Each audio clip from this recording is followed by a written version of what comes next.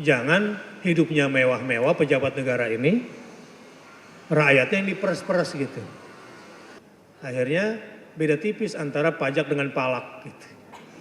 Bahkan orang pajak lagi yang ngemplang gitu kan. Tapi saya mau nanya dulu, ikhlas nggak sih bayar pajak?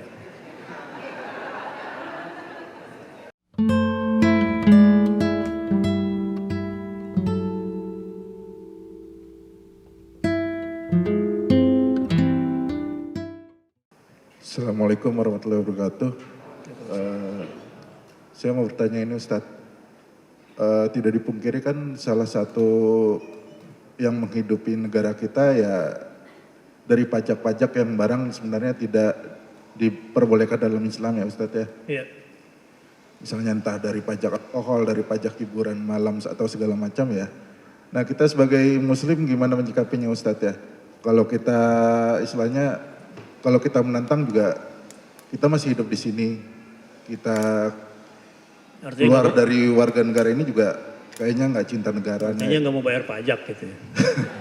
Nggak ya artinya seperti itu ya Ustadz ya, gimana kita menyikapinya? Yang mana yang nggak mau kamu kerjain yang mana? Nggak, jadi kayak Jalan-jalan dibuat dari pajak. ya terus Ya, kita fasilitas juga sosial, fasilitas umum dari pajak. betul. Nah, jadi kamu nggak mau jadi jalan itu atau gimana maksudnya? Ya kita menyikapinya gimana Ustadz? Menyikapinya gitu. gimana? Baik. Makasih. Iya. Pajak dalam Islam awalnya itu kalau memang negara betul-betul tidak mampu membiayai operasional negaranya. Itu awalnya. Boleh mengambil pajak dari rakyat. Tapi dengan satu syarat menurut Imam Nawawi. Ini Imam Nawawi sempat juga diancam penjara oleh khalifah pada masa itu. Karena menurut Imam Nawawi dalam fikihnya itu, negara boleh memungut pajak dari rakyat kalau negara tidak punya biaya operasional menyelenggarakan negara. Dengan catatan semua pejabat negara sudah menyerahkan dulu harta yang terbaiknya untuk negara ini. Jangan hidupnya mewah-mewah pejabat negara ini, rakyatnya yang diperes-peres gitu. Ini bertentangan dengan Islam. Ini dasarnya. Gitu ya. Kalau di kita gimana? Yang mana? Yang itu. Nah, gitu. Bahkan orang pajak lagi yang ngemplang gitu kan. Tapi itu kan kasus oknum, ya. Mungkin secara garis besarnya, ya, sebagian besar ulama pada masa kini, ya memang ada yang membenarkan. Oke, sudah menjadi konsensus bersama bahwa negara Indonesia kalau mengandalkan income BUMN-nya, mengandalkan aset yang ada di bawah negara ini, nggak cukup untuk membiayai negara. Untuk itu setelah disepakati antara umarok dengan ulama boleh mungut pajak pada awalnya. Tapi belakangan akhirnya ulama udah nggak diajak lagi. Wah kelihatannya penghasilan paling enak, paling gampang pajak. Udah di jalan sendiri deh. Akhirnya beda tipis antara pajak dengan palak. Gitu. Bagaimana kita? Didoktrin lagi, orang bijak, pinter kan gitu. Dan kita tidak bisa berbuat apa-apa, apalagi sekarang kalau nggak punya NPWP nggak bisa ngapa-ngapain. Ya dalam kondisi terpaksa seperti ini, katakan ada kezaliman, ya Anda yang mazlum, kalau Anda tidak lakukan itu Anda akan bermasalah, terpaksa Anda bayar. Anda tidak berdosa, yang berdosa yang mengambilnya.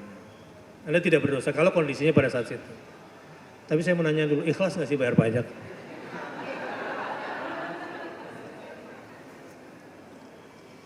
Ikhlas nggak kira-kira? Saya coba tanya dulu, pegang mic.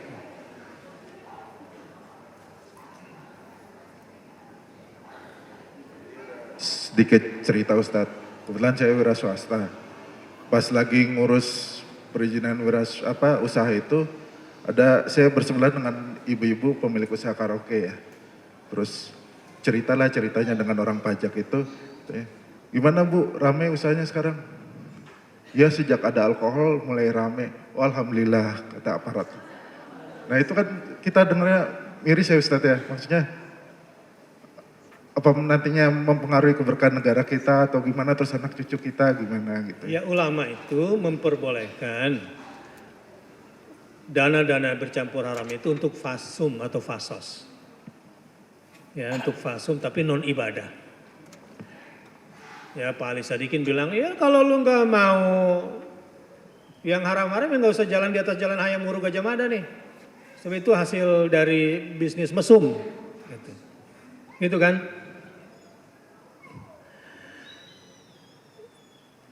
Disinilah pentingnya tadi itu. Ya, majelis permusyawaratan rakyat itu. Agar eksekutif ini tidak berjalan semau-maunya. Agar DPR RI ini juga dikontrol dengan tokoh-tokoh dan perwakilan umat. Tapi ya sekarang sudah terlanjur begini untuk kamu sebagai rakyat jelata. Bayar pajak. Kalau kamu menganggap ini kezaliman, ya berdoa kepada Allah sambil berusaha yang nggak membuat kamu dianggap ngemplang pajak gitu. Saya nggak mau ngajarin, terserah kamu gitu ya. Ya karena kebanyakan ini konsultan pajak nggak dipakai kalau pajaknya tinggi, bayarkan gitu.